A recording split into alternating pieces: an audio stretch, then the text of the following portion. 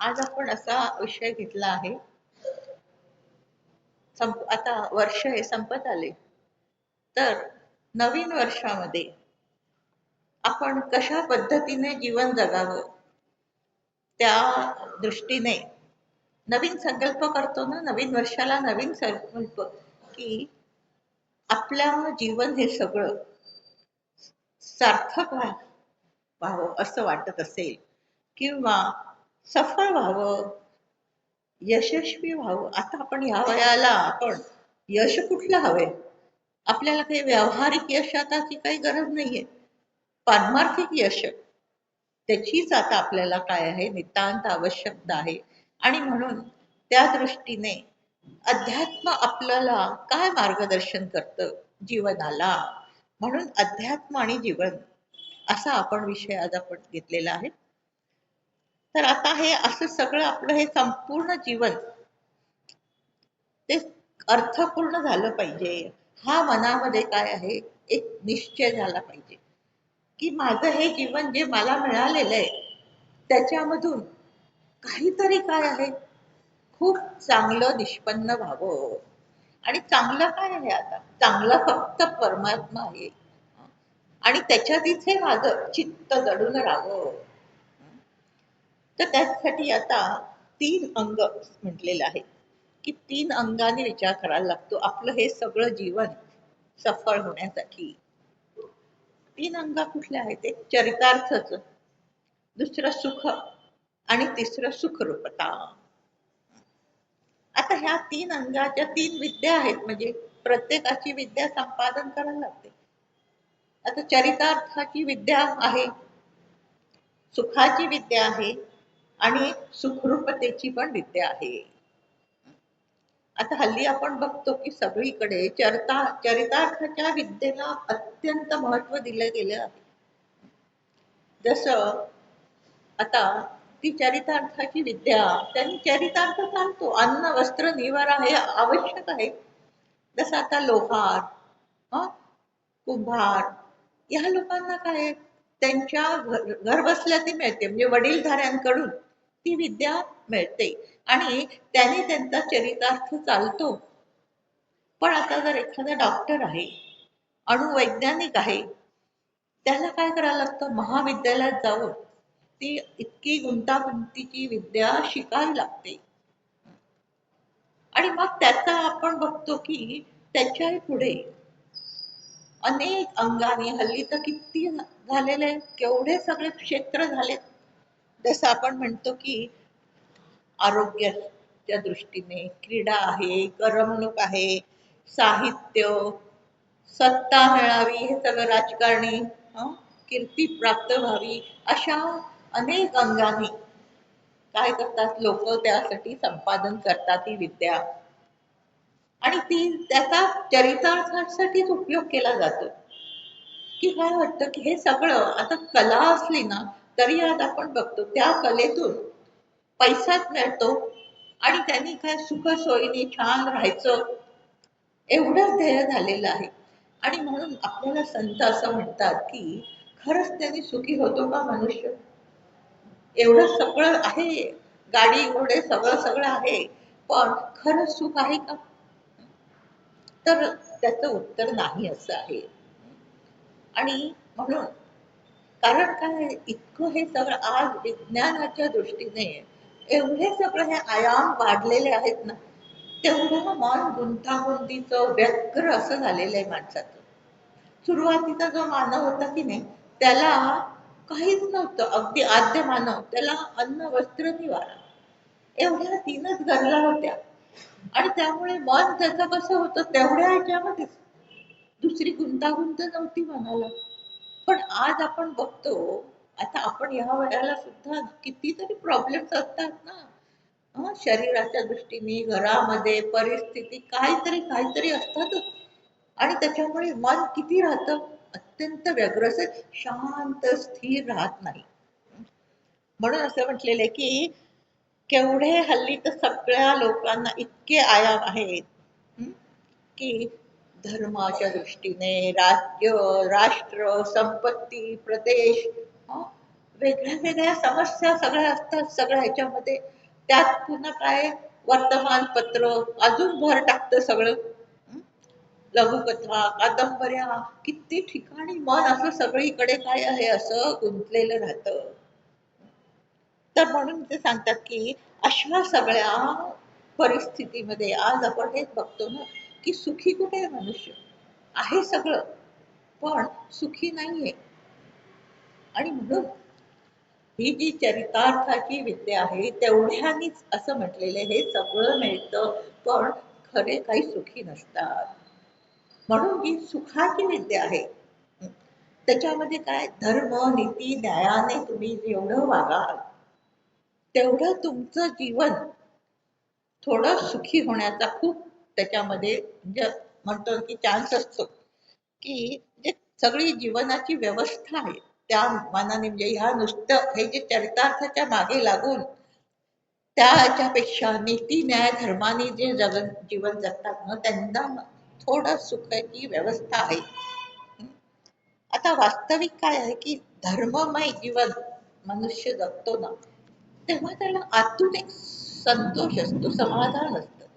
की नाही, मी काय धर्माच्या विरुद्ध काही वागत नाहीये, धर्माला धरून वागतोय, आणि म्हणून त्याचं मन शांत असतं थोडं. पण आता आपल्याला सांगतात संत की तिसरं जे अंग आपण बघितलं सुखरूपतेचं. तर धर्ममय जीवन कशासाठी जगायचं? तर त्या सुखरूपतेपर्यंत पोहोचण्यासाठी इतकी उंच झेप घ्यायची. आणि हा पाया आहे. धर्ममय जीवनाने शुद्ध शांत आपलं काय असतं मन राहतं. आणि त्या पायावरच आपण काय पुढे सुखरूपतेच्या विद्येचा अभ्यास करू शकतो. आणि तेच आपल्याला अध्यात्मामध्ये शिकायचं, सुखरूपतेची विद्या कशी आहे. म्हणून अध्यात्मशास्त्र आपल्याला सांगतं की सुखरूप व्हायचं, सुखाने जगायचं, आणि सुखाने हा देह सोडून द्यायचा. कारण सुखरूप झाला म्हणजे काय, आत्मज्ञान होतं. कारण परमात्मा कसा आहे, सुखरूप आहे. माझ्या पांडुरंगासारखा सुखरूप म्हणतायत. तर असं त्याचं ज्ञान झालं की काय होतं, उरलेलं जीवन अगदी सुखाने जातं. आणि देह सुद्धा सुखाने सुटतो, कारण देहबुद्धीच गेली आता. त्याच्यामुळे मृत्यूचं पण काय आहे, अगदी सुखाने कुठे येऊ कसा येऊ काही. आता हे केवढे सगळं रामकृष्ण हे सगळ्यांना किती त्रास झाले होते. हं? पण त्याचं त्यांना काहीच नव्हतं, कारण ते आधीच सुखरूप झाले होते. कारण हे सगळं देहाचे भोग देहाच्या माथी. इतकं काय होतं, इतकी मनाची उंची होते, आणि इतकं मन सगळ्या ह्याच्यात शांत राहतं. म्हणजे त्यांना जेव्हा त्रास व्हायचा ना रामकृष्णाला, 1-2 तास असं इतके असे ते कळवळायचे, पण ते थांबलं ना दुखायचं की कोणाला वाटायचं नाही की यांना इतकं एवढा त्रास होत होता. इतके ते प्रसन्न आनंदी पण असायचे. कारण तो प्रारब्धाचा रेटा असतो, तो ते असा साक्षी भावाने सहन करून नंतर त्याचा मागमूस नाही. असं जीवन आपल्याला काय म्हणतं, अध्यात्मशास्त्राच्या अभ्यासाने असं जीवन होऊ शकतं. आणि म्हणून वास्तविक प्रत्येकाची धाव जन्मल्यापासून कुठे आहे, सुखाकडेच आहे. सुखच हवंय ना प्रत्येकाला. आता कोणी नमस्कार केला लगेच काय म्हणतात, सुखी राहा सुखी राहा. येतं ना आपोआप. कारण काय, सुख हा माझा स्थायी भाग आहे, आणि म्हणून ते सुखच हवे. आता एक उदाहरण बघू की जन्मलेलं मूल, म्हणजे जे म्हणतात की जन्मल्यापासून सुखाचं आपल्याला आवश्यकता आहे की किंवा धाव तिथे आहे. तर ते जन्मलेलं मूल 3 कारणाने रडतं. कशाने रडतं? भूक लागते म्हणून रडतं, दुःख होतं म्हणून रडतं, अंधार होतो म्हणून रडतं. आता भूक लागते. हं? भूक लागल्यामुळे तो रडतं, पण तेव्हा काय आहे, अस्तित्व माझं टिकून राहावं ही त्याच्यामध्ये काय भावना आहे. मला भूक लागते, खाल्लं तर माझं अस्तित्व टिकेल ना, म्हणून ते रडते. मग दुःख हा का होतं, दुःख गार झालं ना, ओलं झालं ते गारगार लागतं, ते नको वाटतं म्हणून रडतं. मग ते बदललं की त्या परत काय होतं, छान होतं. आणि अंधार किंवा कोणाची चाहूल नाही लागली की दुःख रडतं. म्हणजे त्याला हे काहीतरी ज्ञान हवंय, काहीतरी लहान मुली पण का टक टक टक टक बघत असतात प्रकाशाकडे किंवा चाहूल लागते तेव्हा ते ऐकत असतात. म्हणजे ही ज्या प्रेरणा आहेत ना, ह्या तीन सहज प्रेरणा आहेत. काय? भूक, दुःख आणि अंधार आणि या तीन प्रेरणा त्या कुठून आल्या? अस्तित्व आहे भुकेच्या मागे. दुःखाच्या मागे काय आहे? आनंद हवा आहे, म्हणजे सुख हवं आहे. आणि अंधाराच्यामुळे काय आहे? त्याला ज्ञान हवंय, कोणीतरी काहीतरी चाहूल हवी आहे. हं? तर ह्या त्याला म्हटलंय अस्ति, भाती, प्रिय. हं? या तीन प्रेरणा या प्रत्येकाला आहेत. आणि ह्या आल्या उगम कुठून आहे? अध्यात्मशास्त्र आपल्याला ते शिकवतं की ह्या उगम सच्चित आनंद याच्यामधून आहे. सतकडून या अस्तित्वाची प्रेरणा आहे. हं?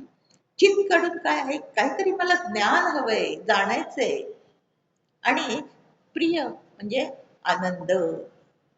म्हणून हे लक्षात घ्यायचं की असा सच्चित आनंद हा जो आत्मा असा त्याच्यापासून हा सगळा उगम आहे. आणि म्हणून अध्यात्मशास्त्र जे आहे ना, हे मानवी जीवनाला अगदी पूरक आहे. म्हणजे जर ते म्हणून जे म्हटले ना की दोन्ही अंगाने जीवन पाहिजे, अभ्युदय आणि निश्रेयस. हं? प्रपंचाचं पण आणि त्याच्याबरोबर परमार्थ दोन्ही अंगाने जीवन चाललं तर जीवन खूप सुंदर होतं. म्हणून इथे म्हटले की अध्यात्मशास्त्र हे अत्यंत जीवनाला पूरक आहे. आणि ते जर कळलं तर आपलं जीवन कसं होतं? सुखी होतं आणि सुखरूपतेकडे वाटचाल करता येते. आता आजपर्यंत आपण बघितलेले किती हे सगळे महात्मे संत होऊन गेले. त्या सगळ्यांनी या अध्यात्मशास्त्राचा जाणून घेऊन त्यांनी आपल्या प्रयोगशाळा आणल्या. प्रयोग करायचे असतात. म्हणजे कसं की जसं आता आपण जे जे काही ग्रंथामध्ये शिकतो, समजून घेतो, त्याच्यातून तो आपल्यावर प्रयोग करायचा. आता जसं ज्ञानेश्वरीमध्ये सांगितलंय 3 गुणांचा विचार. हं? सत्वगुण, रजोगुण, तमोगुण. हे 3 जेव्हा जो गुण वरती येतो त्यावेळेस काय होतं? तशा तशा त्याच्यात क्रिया होतात. हं? तशी त्याला वासना होते, तसं तो कर्म करतो. मग आता हे समजून घेतल्यावर सकाळपासून आपल्या आपल्याकडे लक्ष पाहिजे. आपण बाहेर सारखं सगळं बघत असतो. बाहेरचे विचार त्याच्यावर जे म्हणतात ना अंतर्मुख व्हा, म्हणजे आपल्या आतमध्ये बघायचं की आत्ता मला कुठला गुण आलाय, आत्ता मला हे करावंसं वाटतं, हे होतं, मग ह्या कुठल्या गुणाचं देणं आहे, मग ते योग्य आहे का अयोग्य आहे, मग त्याप्रमाणे वागावं की नाही वागावं. हं? असं काय आहे, याला प्रयोगशाळा म्हणतात. की असे आणि मग त्यामुळे रजोगुण आहे पण तो काय अहित करणारा आहे तर त्याचा अवेअर करायचा. हं? तू गुणत्रया ते अवेरी असं माऊली म्हणतात. तमोगुण आलाय, हं? राग आलाय, पण काय करायचंय? शांत राहायचं. आत्ता तमोगुण आलाय त्यामुळे आत्ता काय आहे, त्याच्या अधीन आहे आणि म्हणून शांततेने राम राम म्हणायचं. किंवा समोरचा खूप चिडलाय त्यावेळेस पण काय करायचं? शांत राहायचं. लगेच उत्तराला उत्तर देऊन काय होतं? जास्त वाढतं सगळं. असा काय आहे, असे आपल्यावर हे प्रयोग करायचे. आणि सत्वगुण आला आहे वरती तर काय वाटतं आपल्याला? खूप काहीतरी अध्ययन करावं, खूप कोणाला मदत करावी, खूप काहीतरी पूजा करावी, दानधर्म करावा. त्यावेळेस करायचं की काय होत? लगेच करायचं म्हणजे त्याने तो वाढतो अजून. असं आपल्यावर लक्ष ठेवत ठेवत असं संतांनी आपल्याला घडवलं. हं? आणि ते काय झाले? अत्यंत सफळ ते जीवनामध्ये झाले. म्हणून हे अध्यात्मशास्त्र अशा प्रकारे आपल्याला हे सगळं उलगडून दाखवतो संत ग्रंथांच्या माध्यमातून. आणि ते असे आपण काय करायचे आहे? आपल्यामध्ये लावून घ्यायचे. आता योग वसिष्ठ आम्ही घेतो. योग वसिष्ठात पण इतके सुंदर सुंदर प्रश्न आहे आणि त्याच्यातून सांगतायत की तो परमात्मा कोण आहे, हे सगळं करणारा ती एक कर्कटी राक्षसी ती प्रश्न विचारते राजाला आणि सांगते की हा जो चिदणू चैतन्याचा अणू, कारण तो इतका सूक्ष्म आहे पण कोणाच्या सत्तेवर तो करतो. हा, तर तो कोणाची सत्ता नाही, तो स्वतः हे सगळं कल्पना मनामध्ये झाली, तोच या जगरूपाने सगळीकडे भरला आहे. आणि पुन्हा हे सगळं करून तो कसा आहे साक्षी भावाने राहतो. अं? मग याच्यातून आपल्याला काय शिकायचं हे कळलं की असं माझा प्रपंच कोणी एवढा सगळा काय हे केला आहे, व्याप सगळा वाढवला आहे, पण त्याच्यामध्ये साक्षीभावाने राहायचं. मी केला, माझ्यामुळे झालं, हा भाव काय आहे काढायचा. कारण जर अशा प्रकारे तो असा राहतोय, हं, तर मला पण काही असं राहता येणारच. आणि जर असं साक्षीभावानं राहिलं तर अहंकार नाही येणार, कुठल्या कर्तृत्वाचा अहंकार नाही. अहंकार कमी होत गेला, लय होत गेला की भगवंताच्या जवळ जातो आणि भगवंत स्वरूपच होऊन जातो. असं आपल्याला काय आहे, अशा पद्धतीने जे जे शिकवतात त्याचा आपल्यावर असा प्रयोग करायचा. आणि म्हणून असा अध्यात्मशास्त्र कशासाठी, हे सगळं समजून घेऊन आपण तसं आचरण आणण्यासाठी आहे. आणि असं संतांनी केलं आहे, त्यांचं आपलं जीवन सफळ केलं आणि त्यांनी आणखी दुसऱ्यांना मार्गदर्शन करत राहिले की तुमचं पण जीवन अशा पद्धतीने काय करा, सफल करा. आणि म्हणून हे अध्यात्म म्हणजे अत्यंत म्हटलेलं आहे. असं बुद्धीचं काम आहे, असं नाहीये की काहीतरी आपलं आता काय वेळ जात नाहीये, जाऊन बसलोय, आपलं ऐकलंय, झालं, असं नाहीये. याच्यामध्ये तुम्ही जर आपलं मन अत्यंत एकाग्र केलं ना, तर आपली बुद्धी इतकी प्रज्वलित व्हायला लागते. इतका त्याचा काय आहे, एवढं सामर्थ्य संपन्न हे शास्त्र आहे. तर ते आत्म्याच आहे ना, आणि आत्मा इतका सगळा सामर्थ्य संपन्न आहे. आणि त्याच्यासाठी म्हणून म्हटलेले की अशा प्रकारे वैज्ञानिकांनी सुद्धा काय आहे हे शोधण्याचा प्रयत्न करतायत, किती वर्षापासून, हं, की काय आहे हे तत्व. पण त्यांना त्याचा अजून थांग पत्ता लागलेला नाही. आणि तेच आपल्या ऋषीमुनींनी ध्यानाच्या माध्यमातून त्याचं गवसणी घातली त्याला, त्यांना कळलेलं आहे ते. आणि म्हणून मग तेच ती प्रणाली त्याची केली की कसं त्याला मग शोधायचा, आत्म्याला कसं जाणायचं. त्याच्यासाठी म्हणजे तो सत्य आहे ना, सत्य जो आत्मा त्याला जाणण्यासाठी एक प्रणाली तयार केली. हे सगळं श्रवण मनन चिंतन निधिध्यासन नाम, ही सगळी काय प्रणाली आहे. आणि म्हणून त्याच्या प्रणालीचा उपयोग करायचा आणि त्या सत्यापर्यंत पोहोचायचं. नाहीतर काय होतं की अनेक ग्रंथांचा अभ्यास करतो, हं? आणि आम्ही तर आध्यात्मिक आहोत, आम्ही तर आध्यात्मिक आहोत असं म्हणतात. पण म्हणजे काय ते कळलेलं नसतं. नुसतं आम्ही पारायण करतोय, पाठांतर करतोय, कुठे हे करतोय, कुठे हे स्तोत्र म्हणतोय, पण त्या म्हणजे ते कशासाठी आहे हे समजून घेतलं की शंकराचार्य म्हणतात की एकदा कळलं आणि त्या प्रमाणे वागता वागता आपण जसं जसं जवळ जवळ भगवंताच्या जातो ना, मग त्या शास्त्राचा काही उपयोग नसतो. शास्त्र कशासाठी, अध्यात्मशास्त्र हे सगळं समजून घ्यायला आणि त्याचा अनुभव घ्यायला, म्हणजे असं शांत होत जातो मन, काय समाधानी होत जातं, तृप्त होत जातं. की मग काय ते सारखं ते पाठांतर किंवा ते काय सारखं सारखे पारायण काही गरजच नाही राहत. पण शंकराचार्य सांगतात, विवेक चूडामणी या ग्रंथात म्हटले की अविज्ञाते परेतत्वे शास्त्राधिस्तु निष्फला आणि विज्ञाते ती परेतत्वे शास्त्राधिस्तु निष्फला. म्हणजे अविज्ञाते परेतत्वे, म्हणजे काय झालं की माझं हे जे सगळं शास्त्राच्या अभ्यासाने हळूहळू अज्ञान गेलं की मग शास्त्राची काही गरज नाही राहत.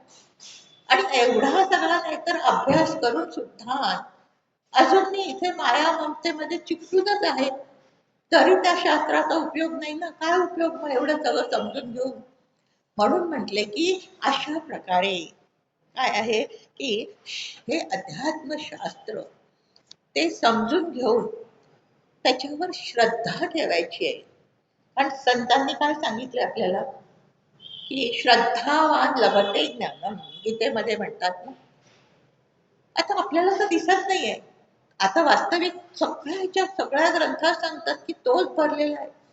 म्हणजे एवढं काय, शंकराचार्यांचे गुरु गोविंदपादाचारी, त्यांचे गुरु गौडपादाचारी, त्यांनी मुंडक उपनिषदाच्या कारिका लिहिल्या आहेत. त्याच्यामध्ये त्यांनी म्हटलं हे काही झालंच नाहीये. म्हणजे सगळ्या ग्रंथात थोड्या थोड्या प्रमाणात सांगतात, पण एकदम झेपत नाही ना सगळ्या मानवी बुद्धीला. पण त्याच्यामध्ये तर त्यांनी पूर्ण काय सांगितलेलं आहे की हे सगळं काही झालंच नाही. आणि तेच दासबोधामध्ये पण समर्थ होतात, पण अगा जे झालेची नाही त्याची वार्ता कुसशी काय. जे झालंच नाही त्याच्याबद्दल काय जाणायचं. पण अजून अज्ञान आहे ना. म्हणून 15वा अध्याय गीतेच्या म्हटलंय ज्ञानेश्वरीमध्ये सगळ्या की हा सगळा संसार वृक्ष त्याचा सगळं वर्णन करून सांगितलं की मध्ये हा मृत्यूलोक आहे आणि त्याच्यामध्ये तुम्ही काय जर सत्वगुण खूप वरती आला आणि पुष्कळ हे सगळे धर्ममय जीवन जगले तर हळूहळू कुठे जातात भूभुव अंतरिक्ष. अंतरिक्षाच्या पुढे स्वर्ग आहे.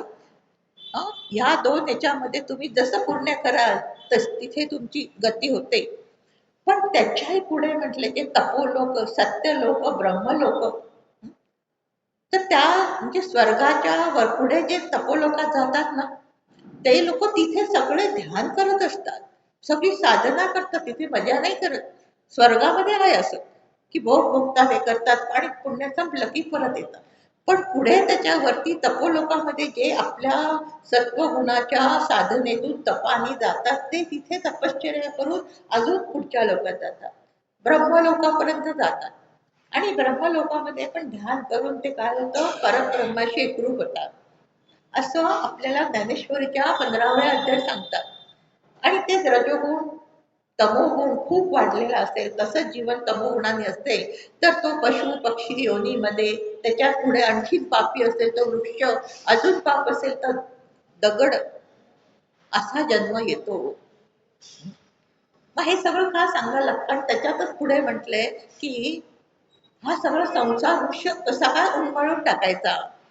ते म्हणतात काही गरजच नाही उन्मळून टाकायची, फक्त हे सत्य नाही एवढं कळलं की तो नाहीच आहे, हा सगळा भास दिसतोय काय. आणि म्हणून इथे सांगतात की हे श्रद्धेने स्वीकारायचं. अध्यात्मशास्त्र आपल्याला सांगतं श्रद्धा ठेवायची. जसं आता आपण एका कुठे एक्सरे काढायला गेलो, एक्सरे काढायला गेलो ते सांगतात मशीनच्या मागे उभे राहतो, जे काही रिपोर्ट येईल त्याच्यावर श्रद्धा हो असं असं आहे. पण ते तपासायला जातो का की नाही ते मशीन बरोबर आहे का, त्याच्यामधून हे असं येतच का, मग हे असं आलं का, काही नाही. आपण श्रद्धा ठेवतो की नाही. एक छान मजेशीर उदाहरण आहे. एक असा रोगी होता, तो डॉक्टरकडे गेला, त्याला काही आजार झाला होता, गेला डॉक्टरांनी तपासून त्याला सगळे औषधं लिहून दिले. तेच प्रिस्क्रिप्शन बघून तो त्यांच्याशी वाद घालायला बसला की हे तुम्ही हे लिहिलेलं आहे याच्यामध्ये काय काय आहे, मग ते कुठल्या लॅबोरेटरीत झालं तयार, मग ते घटक त्याच्यातून मग काय होतं, मग मी तिथे जाऊनच बघतो. असे करत वाद घालत बसला 5-6 दिवस, तर तो मरणारच की नाही. लगेच श्रद्धा ठेवून औषध घेतलं पाहिजे ना. तसं आहे इथे की श्रद्धा ठेवून स्वीकारायचं की जे आपण बघितलं की सच्चित आनंद असा जो आत्मा आहे तिथूनच या सगळ्या प्रेरणा येतात आणि त्या प्रेरणांच्यामुळे आपल्याला अखंड काय सुख हवं असतं. आणि अशा त्या प्रेरणांच्या मागोवा घेत घेत सच्चित आनंदापर्यंत काय आहे श्रद्धेने जर पोचला, श्रद्धा जशी दूर नाही तो आहेच, तोच करतो असं करून त्याची श्रद्धा ठेवली तर काय होतं हळूहळू त्याचा प्रसाद मिळतो, असे त्याची कृपा होते. जेवढं श्रद्धेने तुम्ही जेवढ्या जास्त श्रद्धेने त्याची उपासना कराल त्याच्यावर भाव ठेवाल ना तसा तो काय होतो कृपा करतो. पण करतोय पुष्कळ पण श्रद्धा नाहीये, डळमळीत आहे, तर काय होतं तेवढी कृपा होत नाही. आणि म्हणून हे पूर्ण मनात ठसून घ्यायचं की सत पासून हे सगळं म्हणजे पहिलं हे सत परब्रह्मच होतं, त्याच्यातून काय झाली मूळमाया गुणमाया जडमाया. आणि अशी हे काय अस्ति भाती प्रिय या प्रेरणा आपल्याला जे आहे ज्ञान घ्यावं वाटतं हे प्रिय वाटतं. आणि त्याच्यामध्ये अनुकूल असेल ते प्रिय वाटतं, प्रतिकूल असेल ते अप्रिय वाटतं. हे सगळं का होतं त्या प्रेरणामुळे होतं आपल्याला. आणि म्हणून अशी ही अस्तित्व ज्ञान आणि सुख ह्या प्रेरणा काय आहे त्या प्रेरणांच्या मागेच प्रकृती, संस्कृती आणि विकृती ही जोडली गेलेली आहे. म्हणजे आता आपल्याला वाटतं की खूप काय आहे, मी खूप जगावं, मी असं दिसावं, मी प्रसिद्ध व्हावं, माझा खूप व्याप वाढावं. हे सगळं जीवनामध्ये या अस्तित्वाच्या या प्रेरणा आहे ना त्याच्यामुळे होतं. आणि म्हणून त्याला प्रकृतीची प्रकृती आहे ही आपली, की असं वाटतंच. हं? पण त्याच्याबरोबर न्याय, नीती, धर्म, अध्यात्म ह्या सगळ्यामध्ये काय सफलता मला मिळावी अशी जी इच्छा त्याला संस्कृती म्हटलेली आहे. पण त्याच्या उलट की जे जे मला मिळालंय किंवा जे नाही मिळालं ते दुसऱ्याकडून ओरबडून घ्यायचं, दुसऱ्याला हानी करून ते मिळवायचं, ही काय झाली विकृती आहे. आणि म्हणून आपल्याला संत काय सांगतात की ही पाशवी विकृती आहे ना ती सगळी काय आहे, जसं अध्यात्मशास्त्राचा अभ्यास करतो तशी ती सगळी कशी होते, कमी होत जाते. कारण संत आपल्याला शिकवतात की कसं जीवन जगायचं, की जे का रंगले गांजले हं त्याची म्हणे जो आपुले, तो ती साधू ओळखावा, देव तेथे ती जाणावा.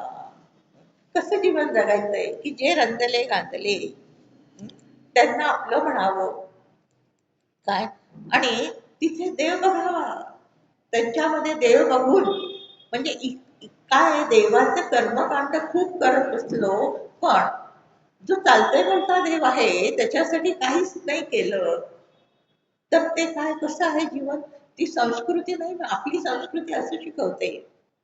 आणि म्हणून ज्ञानेश्वर महाराज म्हणतात भूता परस्परे जडो मैत्र जीवाचे. हं? ही पण काय सुसंस्कृत प्रेरणा आहेत या सगळ्या. आणि म्हणून अशा प्रेरणा आपल्याला काय विकृतीपासून लांब देतात. आणि ह्या प्रेरणा संत देतात आपल्याला.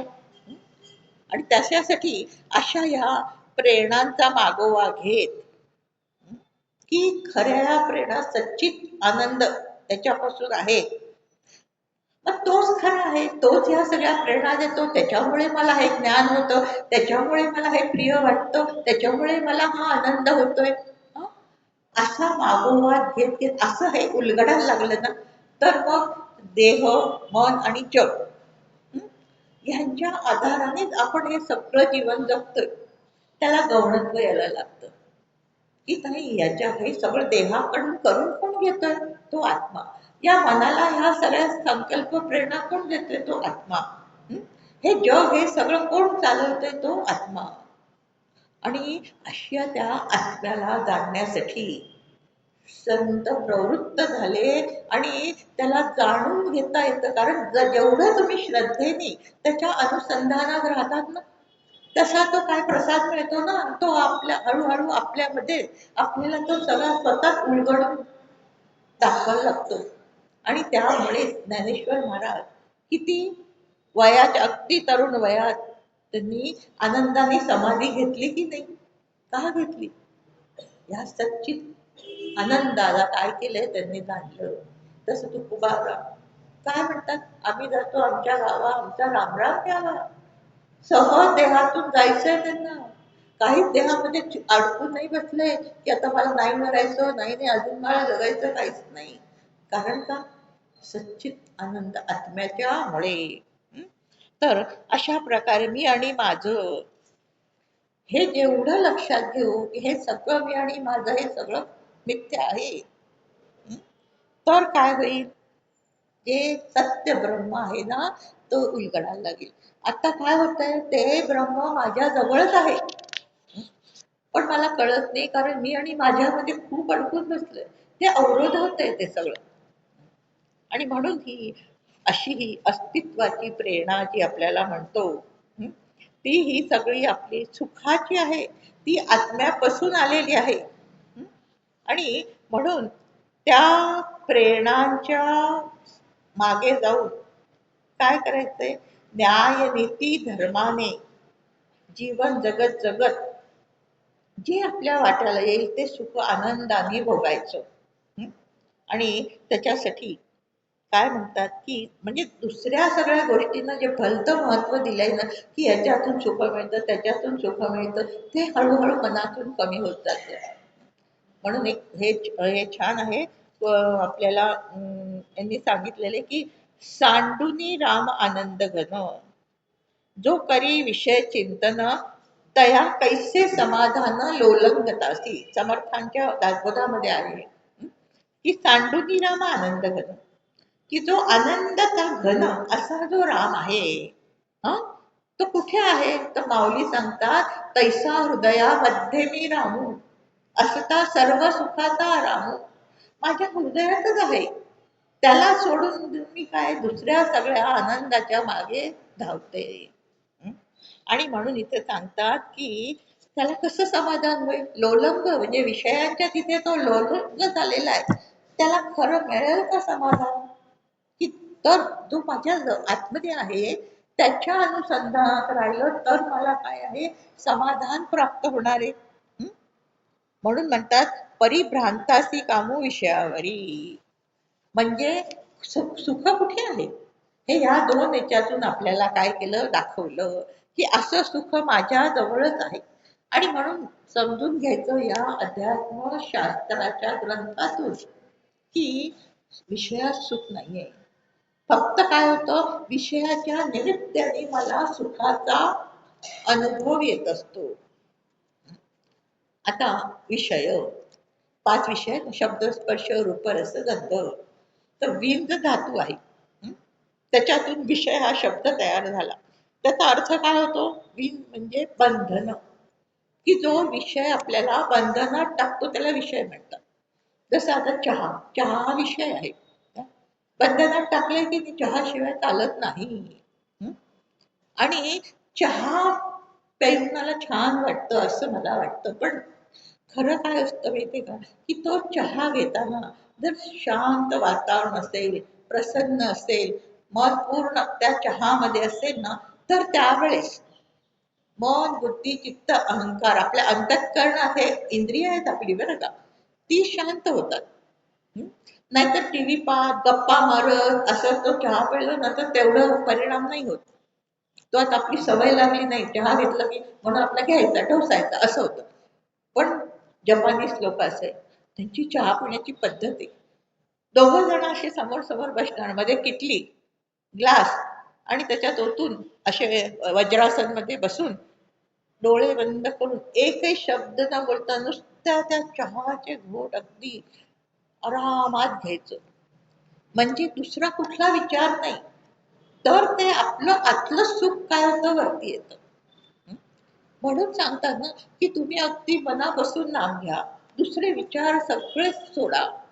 तर काय होतं की अशी मन, बुद्धी, चित्त, अहंकार ते तेव्हा लीन होतात. आणि त्याच्यात खाली आहे आत्मस्वरूप, की ते असं वरती येतं. आणि आपल्याला काय होतं, अरे चहा प्यायला आता मला खूप बरं वाटलं, तरतरी आली. चहाने नाही तरतरी आली, त्या ते आत्मसुख आलं ना म्हणून तरतरी आली. नाहीतर काय असतं का, जर आता चहाने येतं तर मग 2-3 कप प्यायला तर किती सुख मिळायला पाहिजे. पण आहे का तसं? होतं का? उलट नको वाटतं. कारण पहिला घोट आपण घेतो ना तेव्हा इतकं छान वाटतं, पण नंतर पुढच्या घोटामध्ये जर इकडे तिकडे काय काय विचार आहे तरी तो अनुभव येत नाही. हं? तसंच म्हटलंय की झोपेमध्ये पण, झोप पण आपल्याला का हवी असते? तेव्हा आपली सगळी इंद्रिय लीन होतात आणि त्यामुळे ते आत्मसुख असं प्रगटतं. आणि म्हणून झोप हवी हवीशी वाटते. काय किती वेळा अगदी काही आवरत नाही झोप, की नाही आता मला तेच हवंय असं होतं. कारण त्याच्यातून आत्मसुख आपल्याला काय असतं? मिळत असतं. हं? आणि म्हणून ही काय आहे, अशा ते आत्मसुखाच्या अनुभवासाठी आता भक्ती मार्ग आपल्याला सांगितला की त्याच्यातून तुम्हाला जे रात्री मिळतं किंवा विषयाच्या निमित्ताने मिळतं, ते तुम्हाला ह्या प्रणालीतून तुम्हाला अखंड असं मिळेल. ते कसं थोडं थोडंसं मिळतं. हं? मग त्याच्यासाठी म्हटलंय मय्येव मनाधस्व मयी बुद्धी निविशय. हं? काय म्हणतात, तुझं मन आणि बुद्धी माझ्या ठिकाणी ठेवून दे. कारण मनात सारखे विचार चालले, बुद्धीमध्ये वासना आहे, सारखं हे कर ते कर सांगते. ते मन बुद्धी मध्ये काय भगवंतात ठेवून दिला की सगळे विचार गेले, वासना गेल्या. हं? की काय कुठे जातो, आत्मसुखाचा अनुभव येतो.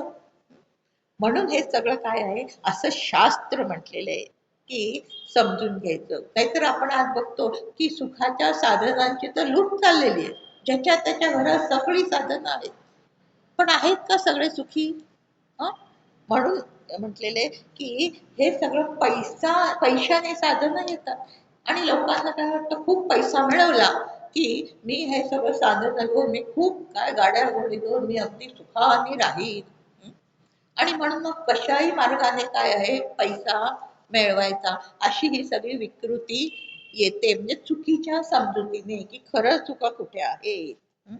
आणि म्हणून तसं जसं शास्त्राचा अभ्यास करत करत अशा प्रकारे जे करतोय त्याच्यात मन पूर्ण तल्लीन असं करत गेलो ना, की थोडा थोडा त्या सुखाचा अनुभव यायला लागतो.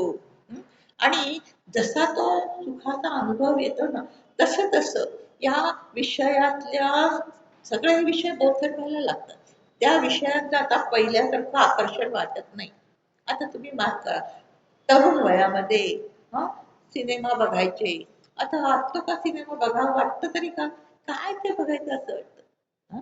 काय त्या कादंबऱ्या आहेत. कारण काय, हे ज्या श्रवणातून त्याच्यातून जे काही आपल्याला आनंद मिळतो ना, तो वेगळाच असतो. आणि म्हणून त्या विषयाचा काय होतो, त्याच्यामधलं मन हळूहळू बोथट व्हायला लागतं. आणि त्यासाठी आधी आता आपण आणखी अध्यात्मशास्त्र आपल्याला आपल्या जीवनामध्ये किती आहे, अत्यंत पूरक आहे. आणि म्हणून प्रारब्ध हा विचार पण आपल्याला अध्यात्मशास्त्र शिकवतं. आता प्रारब्ध आपण किती वेळा असं म्हणतो की हो, काय आता आमच्या प्रारब्धातच नव्हतं, त्याच्या प्रारब्धातच नव्हतं, असं नाहीये. आपल्याला अध्यात्मशास्त्र त्याचं किती आहे, खूप सुंदर रीतीने आपल्याला हे करतं की नाहीतर काय असतं, की असं म्हणतात की अवघे ती अवघे सते तरी अवघे ती होती राजे. असं समर्थ वचन आहे. जर प्रत्येकाच्या सगळ्याच काय आहे, इच्छा पूर्ण झाल्या तर सगळेच राजे झाले असते ना. आता प्रयत्न तर करतोय, अगदी मनापासून करतोय, तरी पण आपण बघतो की त्याला यश मिळतं असं नाही. हं? तसं आता म्हटलेले की एकच आई वडिलांचे पोटी जन्माला आलेले दोन मुलं, हं? दोघं भाऊ आहेत. दोघांचं अत्यंत वेगळं प्रारब्ध. असं कसं का होतं? कारण त्यांनी जसं म्हणजे अध्यात्मशास्त्र शिकवतं, त्यांनी जशी कर्म केलेली आहेत, त्या कर्माप्रमाणे त्यांनी त्याचं प्रारब्ध तयार केलेलं असतं. आणि म्हणून एकाच आई वडिलांचे मुलं, हं, त्यांना सगळं त्याचप्रमाणे सगळे संस्कार सगळं सगळं एकसारखं दिलेलं आहे, तरी प्रत्येकाच्या वाटणीचं जीवन वेगळं वेगळं आहे.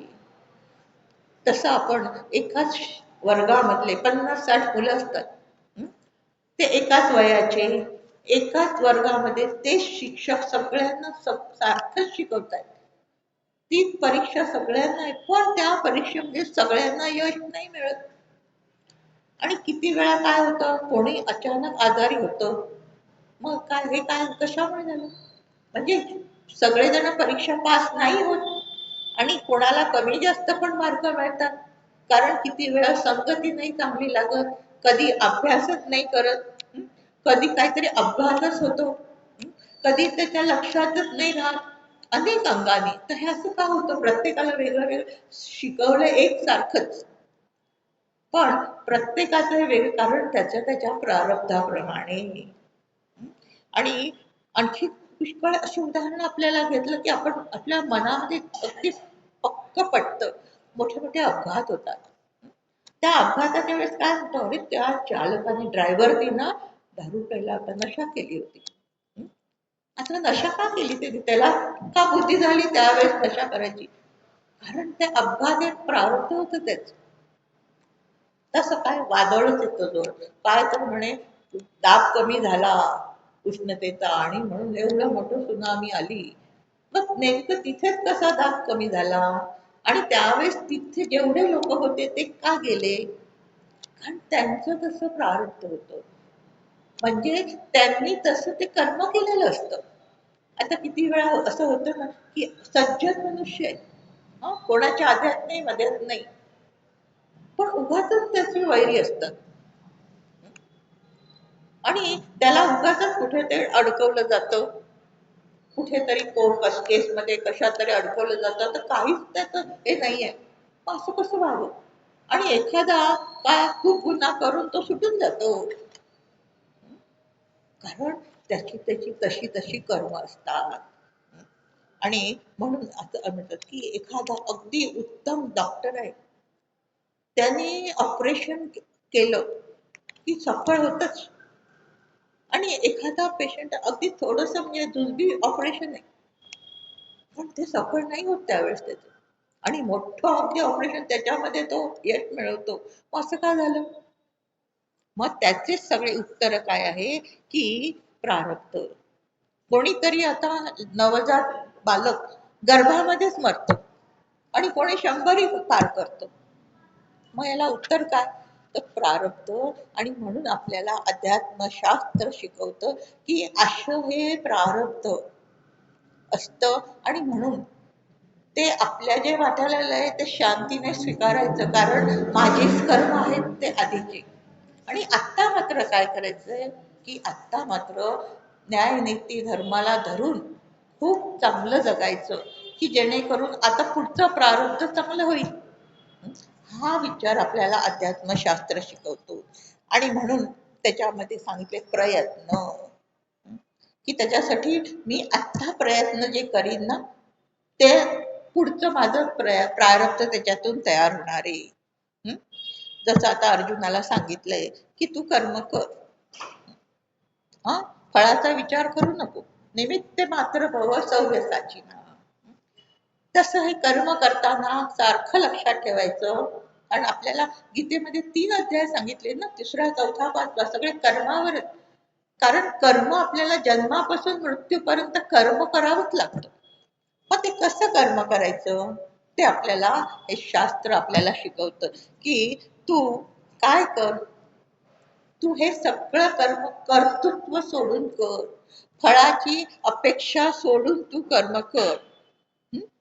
आणि आता म्हणून असं म्हणते की आता जर फळाची अपेक्षा नाही ठेवली तर कसं काय सगळ्या कर्मात होईल का? म्हणून 5 प्रकार कर्माचे सांगितले: देहकर्म, व्यवसाय कर्म, कर्तव्य कर्म, धर्म कर्म आणि अध्यात्म कर्म. 5 प्रकारची कर्म आपल्याला करायला लागतात. त्याच्यामध्ये देहधर्म आहे ना, आता त्याच्यामध्ये काय स्नान संध्या, भोजन व्यायाम ही सगळी देहकर्म देहाच्या रक्षणासाठी आहे, म्हणजे ती सकर्म आहेत. मग व्यवसाय कर्म आहे ना, व्यवसायाने पगार पाहिजे, मोबदला पाहिजे, चरितार्थ कसा चालेल, म्हणून ते पण कसं आहे, ते सकाम आहे. पण कर्तव्य कर्म जे आहे ना, ते मात्र काय फलाशा रहित करायचं. जसं म्हणजे पिता पुत्र, आता पितानी पुत्राचं पालन केलं, त्याला मोठं केलं, सगळं झालं, पण मग अपेक्षा नाही ठेवायची की यांनी आता मला सांभाळ करावा, यांनी आता माझ्याकडे बघावं, यांनी मला फोन करावा. ह्या सगळ्या गोष्टी काय डोक्यातून काढायच्या.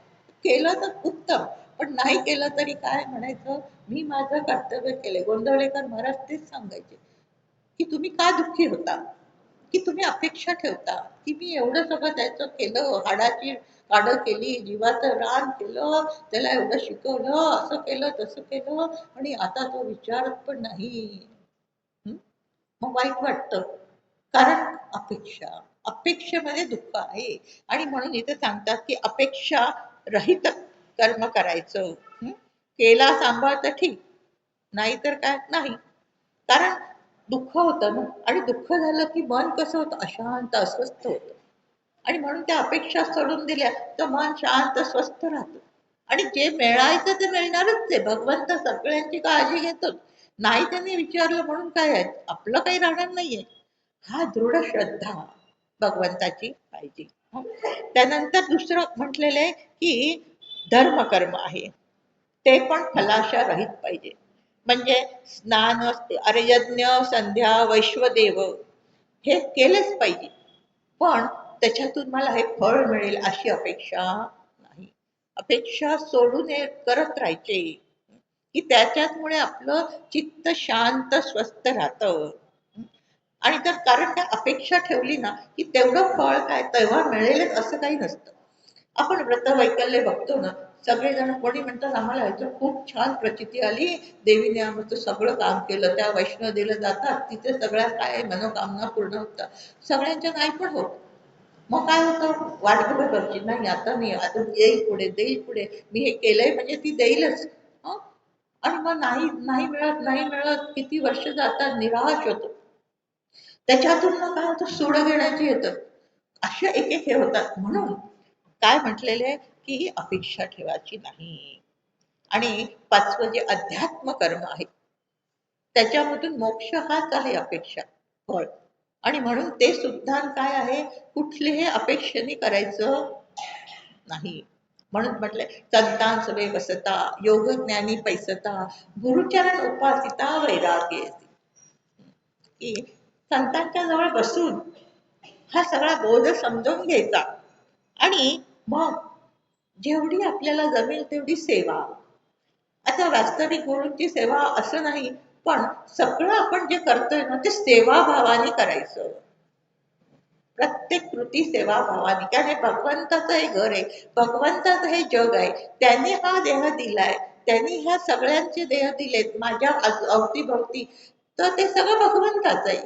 या दृष्टीने काय सेवाभावाने करायचं, तर काय होतं, आसक्ती कमी होत जाते.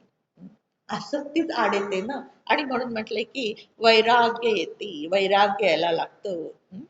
त्यासाठी मी करतो हा भाव सोडून हे सगळं केलं ना, तर सगळं अज्ञान निवृत्त होतं आणि जो माझ्या इथेच परब्रह्म आहे तोच मला काय होतो, अनुभवाला येतो. म्हणून जे म्हटले ना की प्रपंच करत करत, कर्म करत करत कसं होतं, कसं त्या सुखाची प्राप्ती होते, ते आपल्याला अध्यात्मशास्त्र काय करतात, इतकं समजावून सांगतात.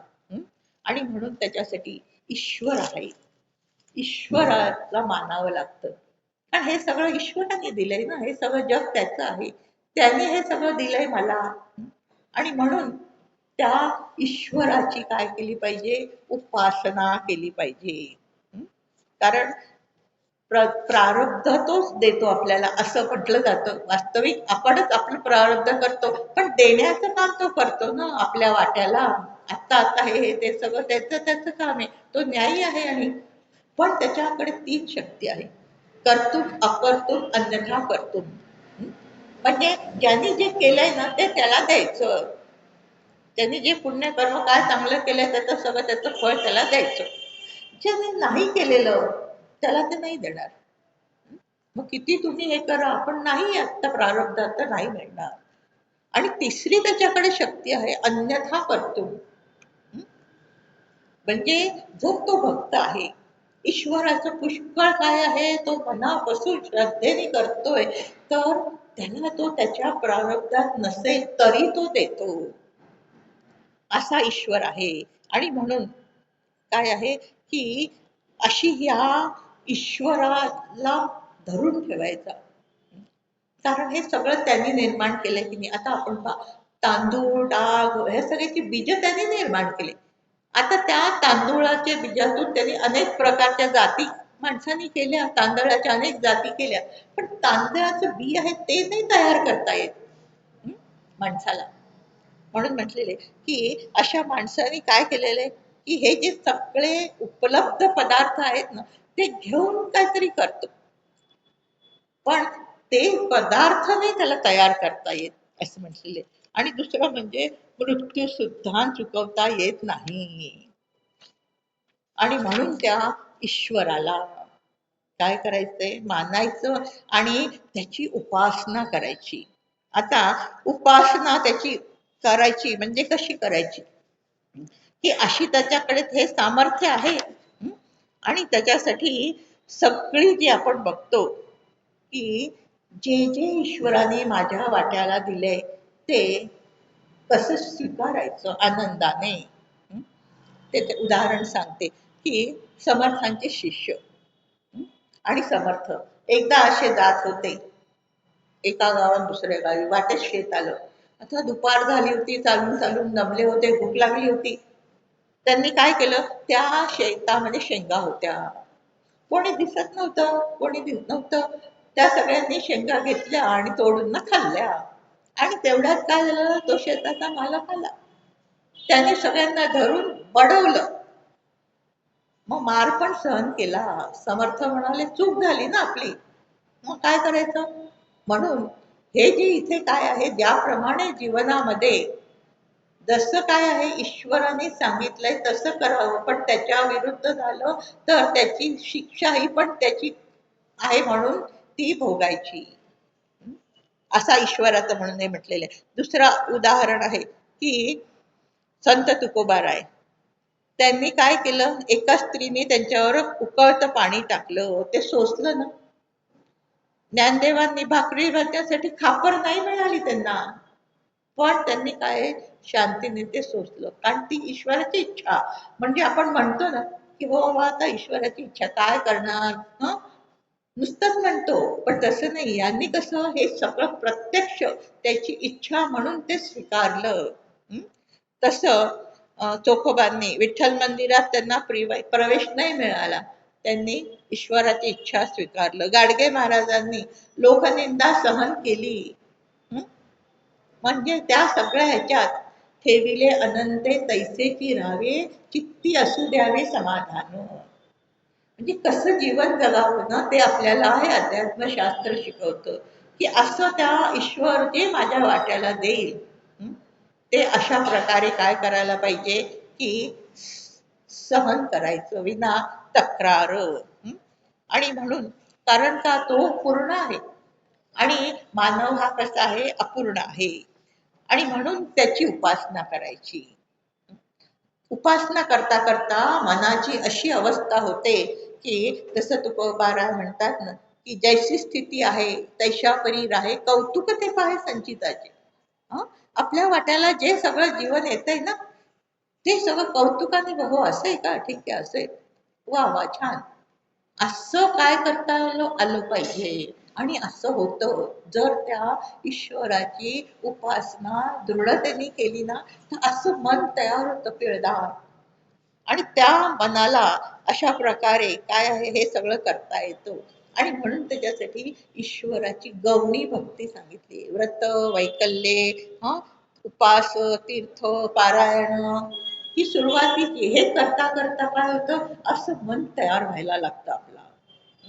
आणि दुसरं म्हणजे काय होतं, की नाही ते आपलं काहीतरी जीवन जगतोय, त्याच्याऐवजी या व्रत वैकल्य ह्याच्याने काय तो बांधील राहतो. एक जीवनाला एक काय आहे, एक कसंही मोकळं सोडायचं, केव्हाही उठायचं, केव्हाही काय करायचं, ह्या सगळ्याला आळा बसतो. म्हणून या उपासनेतून इतका सगळा फायदा होतो आणि पराभक्तीपर्यंत जातो. म्हणजे या गौणी भक्तीपासूनच तो पराभक्तीपर्यंत जातो.